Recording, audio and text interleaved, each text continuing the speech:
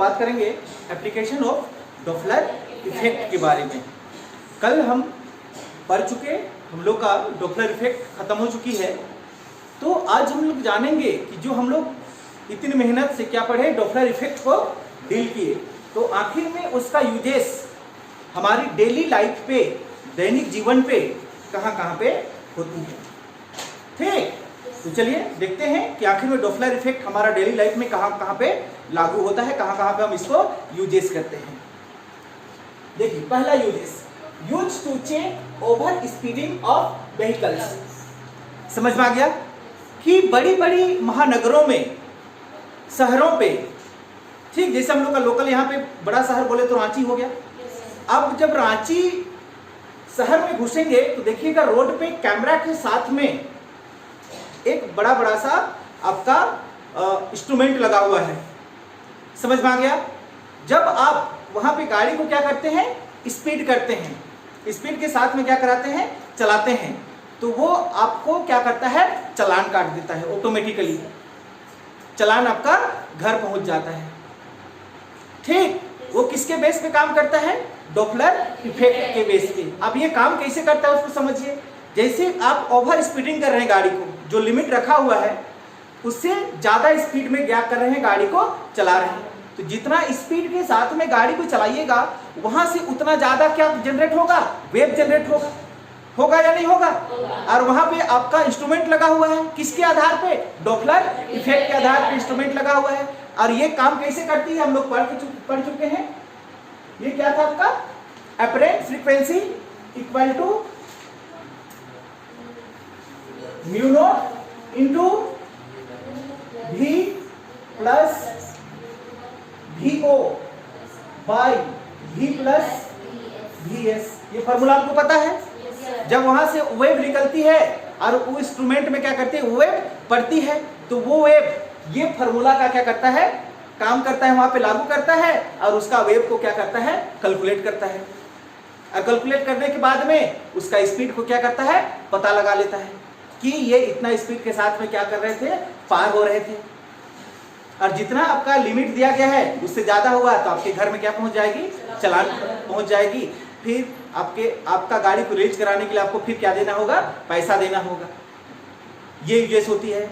आप कभी जाएंगे बड़ी टाउन पे तो आप देखिएगा बड़ा बड़ा सा साथ में कैमरा भी लगा होता है। कैमरा के साथ में वो क्या करता है, आपको कैप्चर करता है आपका स्पीड को।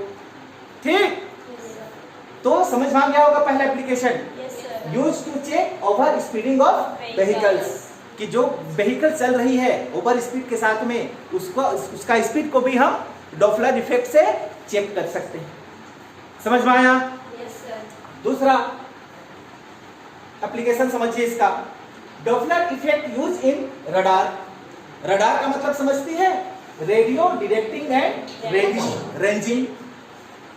मतलब जैसे कि अभी कोई भूकंप आने वाला है, ठीक, या मान के चलिए कि कोई लहर आने वाली है, बात पकड़ेगी मेरा। जैसे भूकंप कहीं से जनरेट हुआ तो भूकंप से पहले जब जनरेट होगा तो वहां पे क्या निकलेगी, आपका वेव निकलेगा। निकलेगा या नहीं निकलेगा? और उस वेव में हम लोग ये फॉर्मूला लगा के एक सिस्टम बना करते हैं रडार। उस वेव को क्या, वो रडार क्या करेगी, पकड़ेगी, और पकड़ेगी और बताएगी कि उधर से आने वाला आपका वेव कितना ज्यादा तेज है। इससे हम पहले क्या कर सकते हैं, उस खतरा को माप सकते हैं। समझ पाई? समुद्र में लहरें उठ रही है, तो लहरें उठ रही है तो वहां से भी क्या क्रिएट हुआ, आपका वेव। तो उस वेव को कौन मेजर करेगा, आपका रडार, और बताएगा कि उस वेव का वेलोसिटी कितना ज्यादा है। समझ पा रही है? इस तरह से भी हम लोग क्या करते हैं, इसको यूज करते हैं, और पहले हम लोग का जो खतरा है उसको आगाह हो जाता है और वहां से हम लोग इधर उधर भाग जाते हैं। घरों में जाके घर से बाहर निकल के कहीं सुरक्षित स्थान पे चल जाते हैं। ये किसके बदौलत, डॉपलर इफेक्ट की वजह से। क्लियर? तीसरा नंबर है, ये third number, Doppler effect use in sonar. Sonar का क्या मतलब होता है उसको भी समझिएगा, sound navigation and ranging. Sound को क्या करता है, वो नेविगेट करता है। समझ में आ गया? इसको हम बताएंगे, थोड़ा सा आगे देख लेते हैं।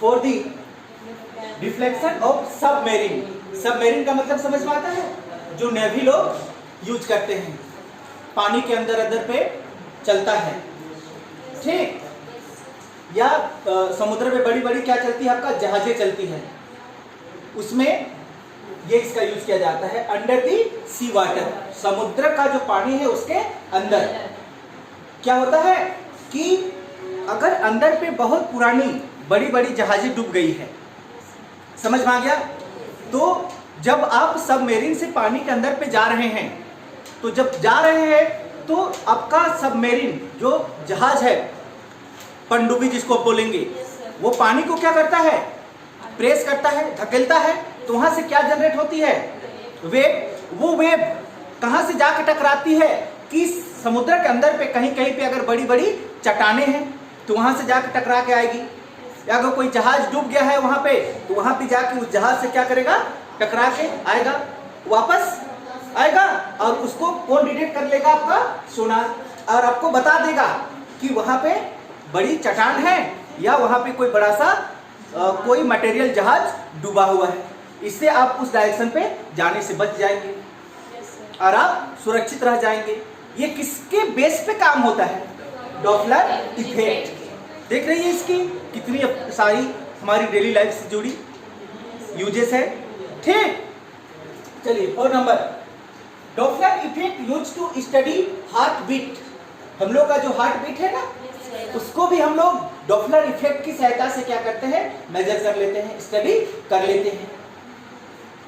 And blood flow in different part, हम लोग का बॉडी पे बहुत बहुत अलग अलग पार्ट है, तो कौन भाग में ब्लड जो फ्लो हो रहा है वो किस रफ्तार से फ्लो हो रहा है उसको पता कर लेते हैं। किसकी हेल्प से, डॉपलर इफेक्ट की हेल्प से of the body. Here they use ultrasonic wave. यहाँ पे हम लोग किसका यूज करते हैं, अल्ट्रासोनिक वेव का यूज करते हैं। सब तो हमारा वेव से रिलेटेड है, and commonly known as sonography, और इसको हम लोग जनरल भाषा में किसके नाम से जानते हैं, सोनोग्राफी के नाम से जानते हैं। इससे पता चल जाता है कि आपका कौन सा नस ब्लॉक है, वहां पे आपका ब्लड नहीं जा रहा है। बात पकड़ पा रही है मेरा? ये सब किसकी वजह से पॉसिबल हुआ, डॉपलर इफेक्ट की वजह से पॉसिबल हो पाया। क्लियर? चलिए पॉइंट नंबर 5 में देखिएगा, ultrasonic wave inter the body. Ultrasonic wave कहां पे इंटर करता है, ह्यूमन बॉडी पे, पर्सन कोई आदमी है उसका बॉडी पे क्या करता है, इंटर करता है of the person. Some of them are reflect, वो क्या हो जाता है, घुसने के बाद में रिफ्लेक्ट हो जाता है, टकराता है फिर वापस आ जाता है, reflect back and give information about motion of blood and pulsation. और क्या देता है, जो ब्लड हमारा बह रहा है या हम लोग का जो पल्सेशन है ना, धड़कन कैसे चल रही है, उसका इंफॉर्मेशन मिल जाता है। ऑफ हार्ट वल्व, हम लोग का हार्ट में क्या लगता है, वल्व भी लगा हुआ है, उसको भी इन्फॉर्म कर लेता है कि इसका हार्ट का वल्व ढीला है या काम नहीं कर रहा है या छिद्र है वहां पे। किसकी वजह से पॉसिबल है, डॉपलर इफेक्ट की वजह से, ठीक। आगे चलिए point number 6, Doppler effect in light. Doppler effect हम कल बता चुके थे कि डॉपलर इफेक्ट हमारा बखूबी इलेक्ट्रोमैग्नेटिक वेव को भी फ्लो करता है, ठीक। समझ पा रही है? Doppler effect in light, light में भी क्या होती है, डॉपलर इफेक्ट होता है। Has been used to know about other galaxies, हम दूसरा जो गैलेक्सीज होती है उसका भी इंफॉर्मेशन को जान सकते हैं। गैलेक्सीज का मतलब हम कल बताए थे, क्या बताए थे, तारों का झुंड, ठीक। हमारे ब्रह्मांड में बहुत सारी क्या है, गैलेक्सी है, तो अलग अलग गैलेक्सी का अलग अलग क्या होगा, वेव होगा, और उस वेव को हम लोग किसके हेल्प से कैप्चर कर सकते हैं, डॉपलर इफेक्ट की हेल्प से। आगे चलिए, about other galaxies in the universe, ब्रह्मांड में जितना भी हमारा गैलेक्सीज है। जैसे अगर हम मेजर किस तरह से करेंगे उसको देखिएगा, कलर हमारा सब कितना है, 7 है। सबसे टॉप में आपका क्या रहता है, रेड, और सबसे लो में क्या रहता है, क्या रहता है, ब्लू, ब्लू ही रहता है ना। देखिए रेड शिफ्ट, अगर हमारा रेड कलर क्या हो जाए, शिफ्ट हो जाए, मतलब जो फिक्स स्थान है वहां से खिसक जाए या ब्लू शिफ्ट हो जाए, ब्लू अपने स्थान से क्या हो जाए, खिसक जाए आगे या पीछे। तो कैलकुलेट डिस्टेंस एंड वेलोसिटी, इससे हम लोग उसका वेलोसिटी और डिस्टेंस को कैलकुलेट कर सकते हैं। किसके हेल्प से? डॉपलर इफेक्ट की हेल्प से। बात पकड़ में आया? Point number 7, Doppler effect has lead to the confirmation that the universe is expanding. जैसे हम लोग जानते हैं ना कि ब्रह्मांड हमारा छोटा हो रहा है कि फैल रहा है, जो भी हो रहा है फैल रहा है या छोटा हो रहा है, उसको भी हम डॉपलर इफेक्ट की हेल्प से क्या कर सकते हैं, जान सकते हैं कि जो यूनिवर्स हमारा बना हुआ है वो दिन ब दिन छोटे होते हो रहा है या फैलते जा रहा है। समझ में आ गया? और ये यूजेस कहाँ पे होती है? एस्ट्रोफिजिक्स में। ये देखिए लिख दिए हैं यहाँ पे, क्या होता है? एस्ट्रोफिजिक्स में। तो ये थी हमारी कुछ छोटी छोटी 5-7 एप्लीकेशन। किसका? डॉपलर इफेक्ट की। एप्लीकेशन तो और बहुत सारी है डॉपलर इफेक्ट की, लेकिन जितनी हमको जानकारी हासिल करना था उसके लिए हमको लगता है कि ये सफिशिएंट है। ठीक है, तो चलिए ये हम लोग आज यहीं पे क्या करते हैं, इसको खत्म करते हैं। हमारा फिजिक्स यहीं पे खत्म होता है। आगे खत्म करने से पहले हम 1-2 न्यूमेरिकल क्वेश्चन भी लगाएंगे, क्योंकि विदाउट न्यूमेरिकल क्वेश्चन के हम लोग का जो पीछे पढ़ चुके हैं वो पढ़ाई बेकार रहती है। हम जान नहीं पाते हैं कि आखिर में जो पढ़े हैं उसका यूजेस कहाँ कहाँ पे होती है। ठीक, तो कम से कम 2-3 क्वेश्चन हम क्या करेंगे, यहाँ पे न्यूमेरिकल क्वेश्चन सोल्व करने का कोशिश करते हैं जो आपका एनसीईआरटी बुक से लिया हुआ है। ठीक, एनसीईआरटी का पहला क्वेश्चन समझिएगा। क्वेश्चन क्या लिखा हुआ है? A string of mass 2.50 kg। String का मतलब समझ में आता है ना, जो हम लोग यूज करते हैं रस्सी के रूप में, तार के रूप में, उसका वजन कितना है? 2.5 kg is under A tension. उसमें क्या है? टेंशन। टेंशन एक प्रकार का फोर्स होता है, ठीक, ऑफ 200 न्यूटन। उसमें कितना टेंशन है? 200 न्यूटन का टेंशन है। The length of the straight string is 20 metre. जो हमने स्ट्रिंग लिया उसका लंबाई कितना है आपका? 20 metre. If the transverse jerk, वहां से जो क्या निकलेगा आपका? ट्रांसवर्स वेव जो निकलेगी, is strike at one end, वो कहां पे जाके टकराएगी? उसका एक छोर पे जाके टकराएगा, एंड ऑफ द स्ट्रिंग। ठीक, how long does the disturbance take to reach other end. मतलब वहां टकराने के बाद में वेव क्या होगी? रिटर्न ही तो होगी। तो वो वेव वहां से टकराने के बाद में दूसरा एंड में कितना समय पे पहुंचेगा, यानी कि मोटे तौर पे बता दें, यहाँ पे आपको टाइम कैलकुलेट करना है। ठीक, चलिए क्वेश्चन को समझिएगा। सबसे पहले कि इस तरह से आपका क्या होगा? एक स्ट्रिंग लगा हुआ होगा, ये दोनों इसका क्या हो गया? टर्मिनल हो गया। हम इसको क्या किए? इस तरह से डिस्टर्बेंस क्रिएट कर दिए। तो यहां से क्या क्रिएट हुआ? वेव। तो ये वेव मान के चलिए इस एंड पे, क्या इस एंड पे स्ट्राइक होने के बाद में वो वेव इधर रिटर्न होगी। तो यहां से यहां पहुंचने में कितना समय लगेगा वो निकालना है। पकड़ पाई क्वेश्चन? यहां से इसका जो डिस्टेंस है वो दिया हुआ है आपका, कितना दिया हुआ है? 20 मीटर्स दिया हुआ है कि नहीं? टी दिया हुआ है आपका, दिया हुआ है 200 न्यूटन। ये टी टाइम नहीं है, ये क्या है आपका? टेंशन। आप लिख लेंगे, गड़बड़ नहीं होना चाहिए। ठीक, एम दिया हुआ है, बताइए 2.50 kg। आपको टाइम निकालना है। समझ में आया होगा बात? ठीक, डाउट है क्या? चलिए ध्यान दीजिएगा। फॉर्मूला आपको पता है, V = √T/m। याद आ रहा है कुछ? इसको हम दूसरा तरह से भी लिखे थे, याद कीजिए, T/μ। m की जगह में क्या लिखे थे? म्यू। म्यू यहाँ पे क्या था?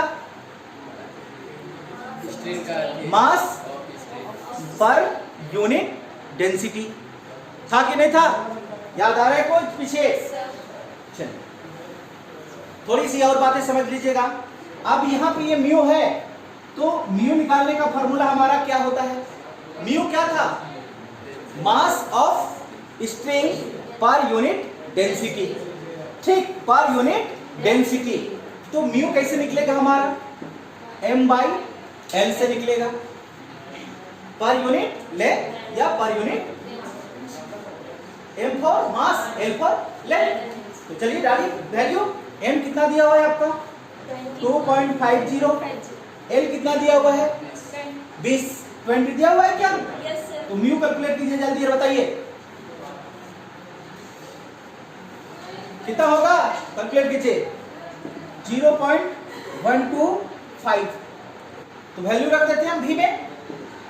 चलिए v इक्वल टू क्या था हमारा फॉर्मूला, t बाई म्यू।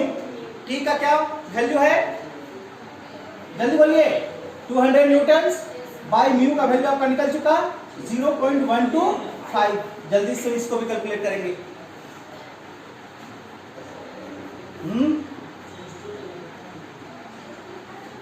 इतना 1600 आता है क्या? अगर यहाँ पे 1600 आ गया तो इसका v कितना बन गया 40 मीटर पर सेकेंड। समझ में आ गया होगा? डाउट है? चलिए अब हमको निकालने क्या बोला है, टाइम बोला है या नहीं बोला है? बोला है। तो बताइए फॉर्मूला, टाइम इक्वल टू क्या होता है, क्या होता है? Time equal to distance by speed होता है। चलिए डिस्टेंस के लिए डिस लिख देते हैं बाय स्पीड। तो t इक्वल टू डिस्टेंस कितना था आपके पास 20 बाय स्पीड अब निकाल चुके 40 है कि नहीं? काटिए कितना आया 0.5। क्या निकाले, टाइम यानी कि सेकेंड। आंसर बुक में एक बार चेक कीजिएगा, हो गया? आ गया होगा समझ में? डाउट है कहीं?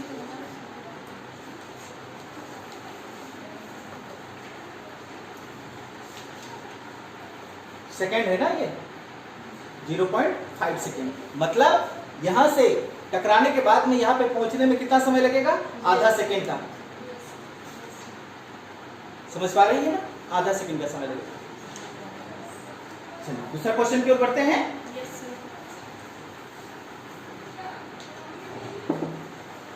दूसरा क्वेश्चन क्या कहता है, क्वेश्चन उसको पहले समझेंगे, ठीक?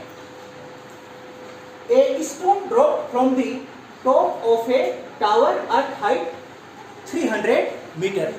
एक टावर है, वहां से हम क्या करते हैं, एक पत्थर को गिरा देते हैं। समझ में आ गया? जिसका ऊंचाई कितना है 300 मीटर।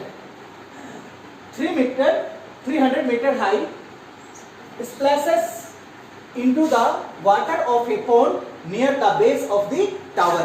जो टावर लगी हुई है उसके नजदीक पे क्या लगा हुआ है, एक तालाब है, और उस तालाब में हम क्या करते हैं, एक पत्थर को गिराते हैं।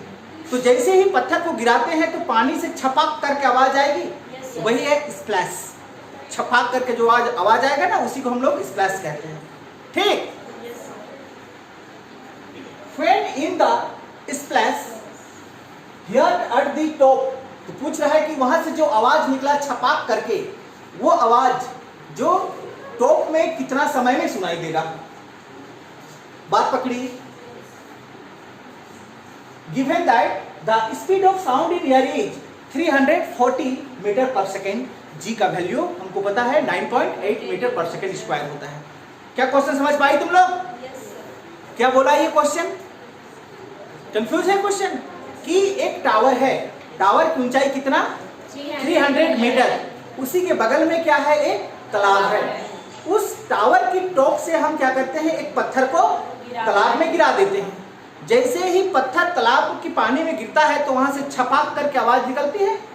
तो वो छपाक का आवाज टावर का टॉप में कितना समय पे सुनाई देगा?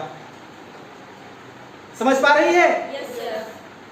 यहाँ पे आपका साउंड का वेलोसिटी दिया हुआ है 340 मीटर पर सेकेंड, और जी का वैल्यू आपको पता है। क्लियर? चलिए समझिएगा।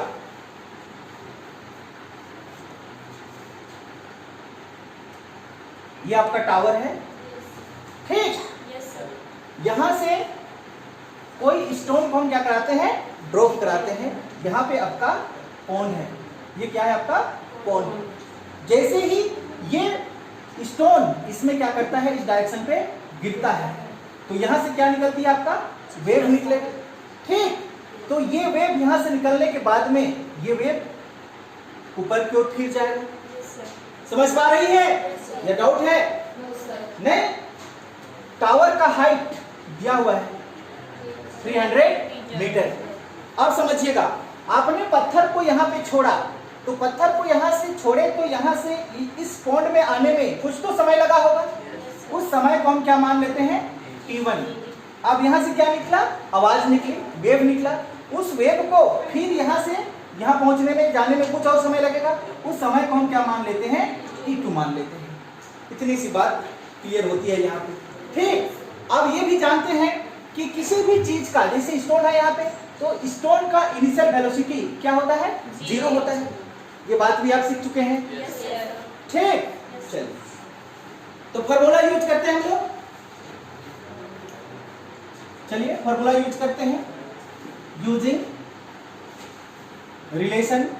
कौन सा रिलेशन यूज करने वाले हैं, S equal to ut plus half AT²। Basically ये 9th क्लास का क्वेश्चन है, लेकिन 11th क्लास में दे दिया है, इसलिए हम लोग क्या कर रहे हैं, इसको बनाने की कोशिश भी कर लेते हैं, ठीक।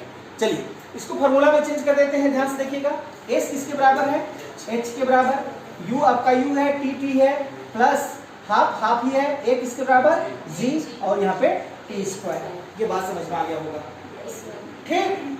टोटल टाइम, यहाँ पे टोटल टाइम T किसके बराबर, T1 प्लस T2 के बराबर। टोटल टाइम यही तो लगेगा, आने के लिए फिर जाने के लिए।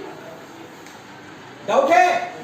चलिए वैल्यू डालते हैं। H कितना आपका 300 इक्वल टू U कितना 0 इंटू सीधे क्या लगा देते हैं T प्लस 1/2।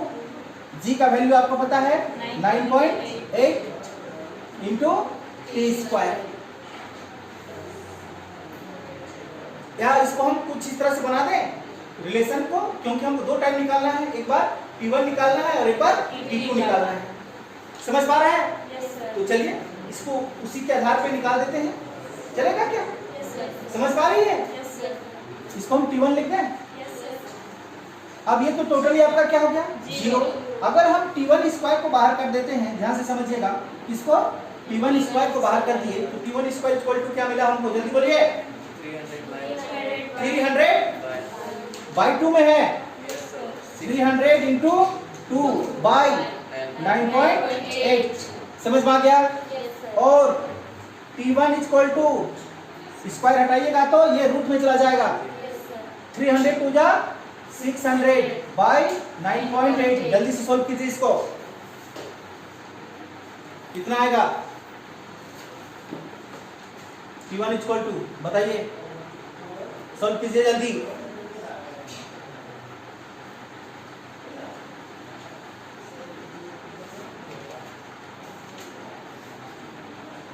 कितना आएगा 61.22।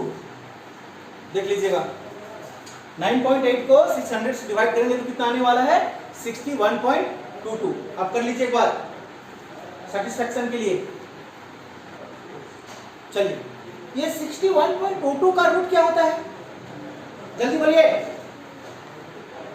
अगर हम इसको रूट बाहर निकाल दिए तो कितना हो जाएगा, मान के चलिए हम 64 रहता तो 8 होता, लेकिन 61.22 है तो कितना होगा, 7 और 8 के बीच में होगा, जो भी होगा।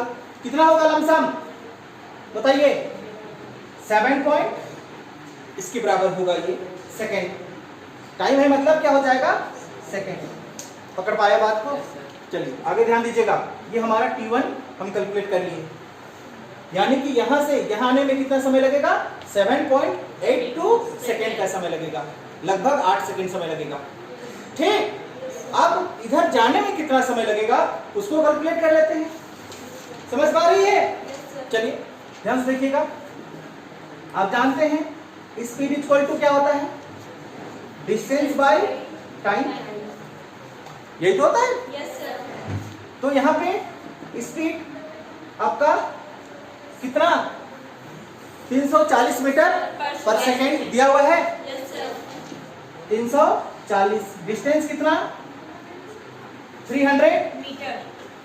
बाई टाइम की जगह हम क्या लगा दें t2। तो t2 इक्वल टू कितना हो जाएगा 300 बाई 340। ये जीरो से ये जीरो कैंसल। इसको चलिए काटिए जल्दी यार, बताइए हमको कितना आ जाएगा 0.88 सेकेंड। कितना आया 0.88 सेकेंड। क्लियर? आगे ध्यान दीजिएगा। टोटल टाइम टेकन को हमने क्या रखा था t। t किसके बराबर t1 प्लस t2 के बराबर। t1 का क्या वैल्यू था 7.82 प्लस t2 का क्या वैल्यू 0.88। जोड़िए जल्दी इसको, जल्दी।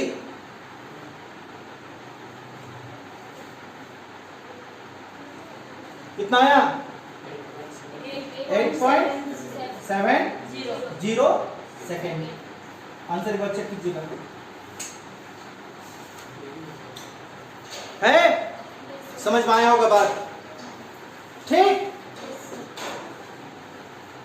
क्वेश्चन देखने में बड़ी हार्ड लगता है, जब इसको हम बनाना शुरू करेंगे ना एकदम इजी वे में बनता है।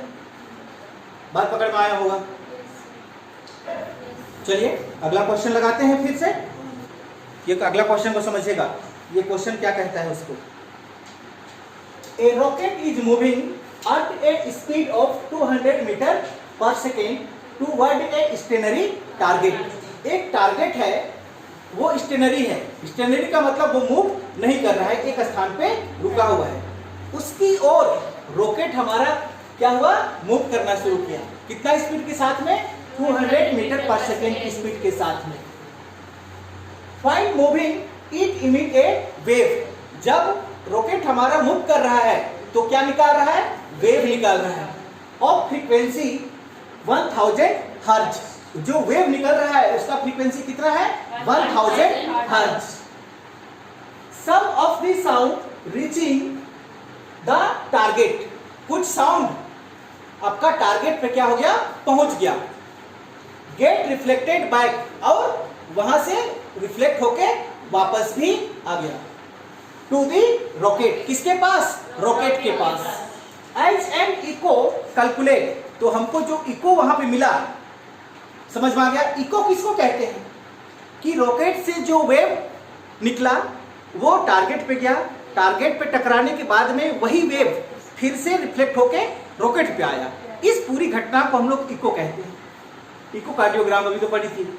यही तो होती है, वेव जाती है टकराती है फिर वापस आती है। ठीक, चलिए आगे ध्यान दीजिए।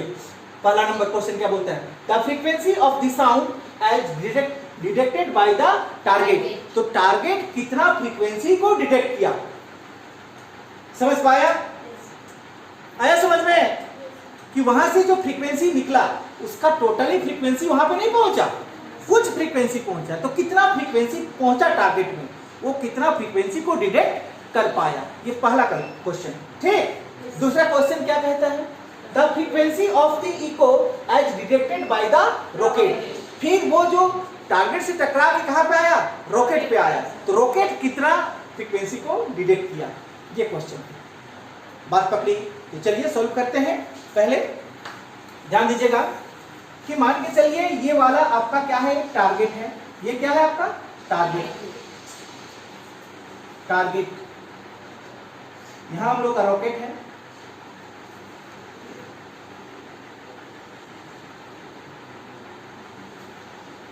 ऐसा ही तो होता है, होता है क्या। ये रॉकेट है ना, टारगेट की ओर जा रहा है। समझ पाई? समझिएगा पॉइंट। ये टारगेट का वेलोसिटी कितना 0, क्योंकि वो स्टेशनरी है कि नहीं। रॉकेट हमारा इस डायरेक्शन पे मूव कर रहा है, इधर जा रहा है, तो इसका वेलोसिटी है कितना 200 मीटर पर सेकेंड। ये बात समझ में आती है? क्वेश्चन में दिया हुआ है कि नहीं? आपका यहाँ का फ्रीक्वेंसी भी दिया हुआ है, न्यू नोट कितना दिया हुआ है? 1000 हर्ट्ज। क्वेश्चन में ही है, समझ में आया? चलिए थोड़ा सा समझ लीजिएगा पॉइंट को, कि अगर आपका ये क्या है? ऑब्जर्वर है, ये स्टेनरी है, तो क्या हुआ? ये ऑब्जर्वर हुआ ना, और ये आपका क्या हुआ? सोर्स। ये साउंड निकाल रहा है लेकिन ये मूव कर रहा है और ये स्टेनरी है। तो हम डॉप्लर इफेक्ट को कैलकुलेट करने का कॉज पढ़ चुके थे, जो 3 प्रकार की होती है। एक हमारा, अगर सोर्स क्या हो? स्टेनरी, तो आपका ऑब्जर्वर मूविंग में हो। दूसरा क्या हो? ऑब्जर्वर स्टेनरी हो तो सोर्स मूविंग हो। तो ये किसकी कहानी बन रही है यहाँ पे? स्टेनरी क्या है आपका? ऑब्जर्व स्टेनरी, और ये सोर्स मूविंग। क्लियर? आपको ये जानकारी होना चाहिए कि आपका ऑब्जर्वर भी इस डायरेक्शन पे मूव कर रहा हो, और सोर्स भी, ये आपका ऑब्जर्वर है और ये सोर्स है, इस डायरेक्शन पे मूव कर रहा हो। इसके लिए हम पॉजिटिव का यूज करते हैं। याद आया कुछ? कल हम पढ़ के रखे हैं ये सारी बातें। क्लियर? डाउट है? अब दूसरी चीज क्या बोल रहा है कि यहां से ये कितना का फ्रीक्वेंसी निकाल रहा है? 1000 हर्ट्ज का। यहां से जो फ्रीक्वेंसी निकल रही है वो फ्रीक्वेंसी, कुछ फ्रीक्वेंसी इस टारगेट पे पहुंच रही है। तो यहां पे ये कितना फ्रीक्वेंसी को रिसीव किया? पहला क्वेश्चन। फिर यहां से पढ़ने के बाद में फ्रीक्वेंसी वापस रॉकेट के पास में आएगा, तो रॉकेट कितना फ्रीक्वेंसी को रिसीव करेगा? दूसरा क्वेश्चन। और इसी को हम लोग क्या कहते हैं? इको कहते हैं। बात पकड़ी होगी? समझ में आया? डाउट है? पहला नंबर क्वेश्चन आपको समझ में आ गया होगा। तो फार्मूला भी आप जानते हैं, apparent frequency is equal to nu naught into, जल्दी, V plus V naught by V plus VS। कल पढ़ते रखे हैं डॉप्लर इफेक्ट पे, है कि नहीं? ध्यान दीजिएगा, यहाँ velocity of sound in air कितना? 330 मीटर पर सेकेंड। ठीक, आगे ध्यान से देखिएगा। केस वन में हमने क्या देखा था? बोलिए जल्दी जल्दी। जो आपका टारगेट है वो क्या था? आपका ऑब्जर्वर। तो ऑब्जर्वर तो खड़ा है, मतलब VO इक्वल टू 0। दूसरा आपके पास में क्या है? सोर्स क्या है? रॉकेट, यानी कि VS कितना? 200 मीटर पर सेकेंड। फॉर्मूला आपके पास में है। ये माइनस का साइन क्यों लगा आपको पता है? जब दोनों हमारा क्या कर रहा है? सेम डायरेक्शन में मूव कर रहा है, तब फॉर्मूला यहाँ पे हमारा क्या बनती है? प्लस। लेकिन इस केस में आपका ये क्या है? स्टेनरी है, और ये क्या कर रहा है? मूव कर रहा है। ठीक, तो ये फॉर्मूला यूज करेंगे। चलिए ध्यान दीजिएगा, VA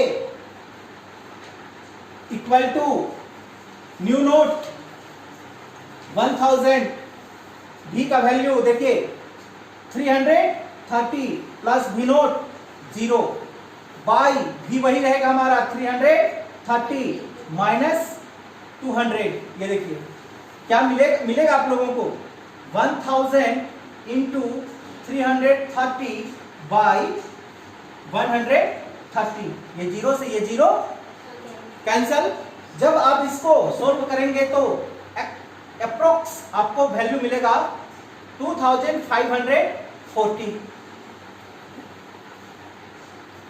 ठीक, इसको सोल्व करेंगे तो कितना मिलेगा? 2540 वैल्यू मिलेगा। आ गया समझ में? ये आपका पहला का आंसर मिलता है 2540, जो आपका एनसीईआरटी में दिया हुआ होगा। एनसीईआरटी में दिया हुआ है। क्लियर हो गया बात? चलिए ये भाग मिटा रहे हैं, ठीक। केस 2 का बात करेंगे हम लोग, यानी कि दूसरा क्वेश्चन के लिए ध्यान से समझिए। दूसरा क्वेश्चन केस 2 को समझिए। केस 2, अब यहां से फ्रीक्वेंसी यहां पे क्या, कितना फ्रीक्वेंसी को ये रिसीव किया, 2540 फ्रीक्वेंसी रिसीव किया। अब वो फ्रीक्वेंसी यहां से इधर आ रहा है, तो अभी सोर्स कौन बना, टारगेट। टारगेट ही तो सोर्स आप निकाल रहे हैं, वहां से रिफ्लेक्ट कर रहा है। अगर टारगेट आपका सोर्स बना तो रॉकेट ऑब्जर्वर बना। बात पकड़ में आया? केस 2 में आपका जो टारगेट है, वो टारगेट कौन है यहाँ पे, सोर्स। वो हमारा वेव को रिफ्लेक्ट कर रहा है, लेकिन तब भी इसका वेलोसिटी कितना है हमारा, 0। यानी कि अभी Vs इक्वल टू क्या हो गया, 0। सोर्स है ना भी वो। रॉकेट आपका क्या हुआ, ऑब्जर्वर। मतलब VO कितना, 200। वो तो वही स्पीड के साथ में जा ही रहा है ना। नहीं समझ में आया? आया। फॉर्मूला तब समझ में आता है ना आप लोगों को। क्या लिखेंगे, VA equal to V naught कितना है यहाँ पे, V नोट कितना, वही कैसे है वही, ये तो यहां से निकला था ना 1000, तो यहां से कितना निकला, नहीं दिया, 2540 निकला कि नहीं रे? तो यहाँ पे न्यू नोट की जगह में क्या लिखेगा, 2540 की 1000 तो आपका रॉकेट से निकला था ना, उसको वो रिसीव किया। अब उस फ्रीक्वेंसी को रिफ्लेक्ट करेगा, तो हम 1000 थोड़े डालेंगे अभी, क्या डालेंगे, 2540। बात पकड़ में आया? फिर बताइए 330 प्लस और क्या था आपके पास में, 200 नहीं था क्या, बाई, जल्दी बोलिए, 330 प्लस 0, ये देखिए 0, ठीक। सॉल्व कीजिए जल्दी से। सॉल्व करेंगे तो क्या मिलने वाला है आपको, 2540 इंटू, ये दोनों को जोड़िए, 530 बाई 330, ये मिलेगा। जल्दी से सॉल्व कीजिए। जब आप इसको सॉल्व कर लेंगे, यहां से इसको काट दीजिए, सॉल्व कर लेंगे तो लमसम आपको जो वैल्यू मिलेगा, वो वैल्यू मिलेगा 4080 के लगभग। कितना मिलेगा, 4080, यानी कि 4079 मिलता है, लेकिन एनसीईआरटी बुक में इसी को क्या लिख दिया गया है, 4080 हर्ट्ज, ये वैल्यू मिलता है।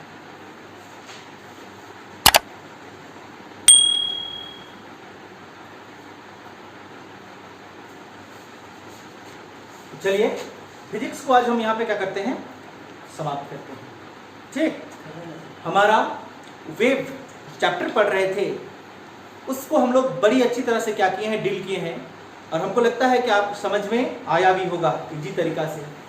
और इस तरह से हमारा वेव पूरा चैप्टर यहाँ पे क्या होती है, खत्म होती है, ठीक।